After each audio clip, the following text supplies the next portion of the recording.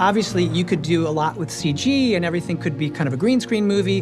What we're trying to do, and what I've always found take something and makes it extra special, is to take something and have as much real as possible in the frame.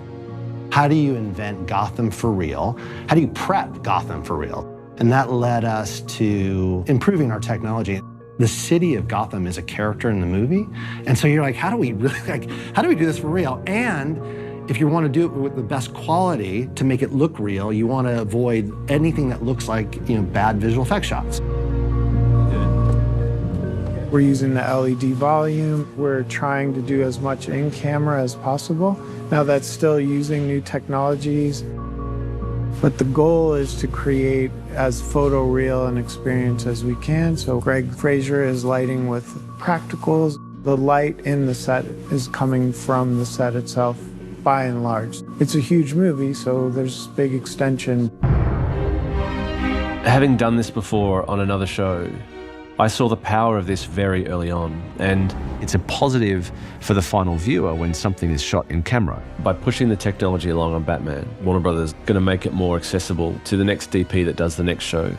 This is one of those things that has to be done this way because you can't go back in terms of progress when you've seen something perform as well as it can. To move backwards onto a traditional blue screen stage feels to me like it's not doing justice to the Batman. And that's one of the big advantages with the LED stages. You can essentially freeze time.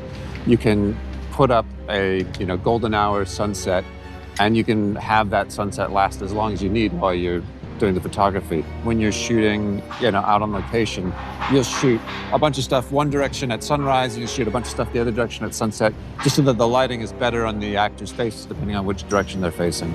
With the LED setup, you can essentially spin the world, you can spin the sky, hold the world stationary. So we're making a lot of advancements in terms of how robust we can make this technology. Having these panels work in the rain is only possible by pushing that envelope, and that's certainly something that we've been excited to be a part of. It was exciting to work in the volume because you feel like you're at the forefront of something. The volume work that had been done had been in desertscapes, not in cityscapes. And so the idea of virtually creating a city and James working hard with the artists to try and lay out this city in a way that felt really signature to us. It was an opportunity to see Gotham, the animal that is this city, the character that is this city, perform for us. Colin! Help me out, man! Shut up! Not that way. There is no other way. He owns the city. Me and Rob had this emotional scene on a roof, and to really have the cityscape, it was a game changer. It was incredible what they were able to do. All of that stuff took months and months of planning inside a computer or game space before we started building. It allows us to make the entirety of the set more real, makes the lighting more real, makes the photography ultimately look more real. In addition to the benefit that it gives us from a technical standpoint, you've also got the rest of the environment there, so the actors can experience the space. As they're driving the cars, they can react to what's coming at them on the screens. I got you! I got you!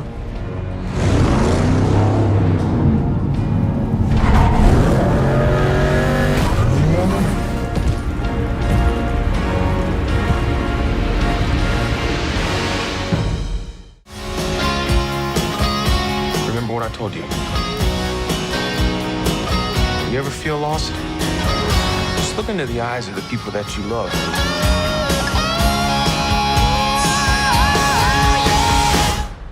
Not me. What? Just listening.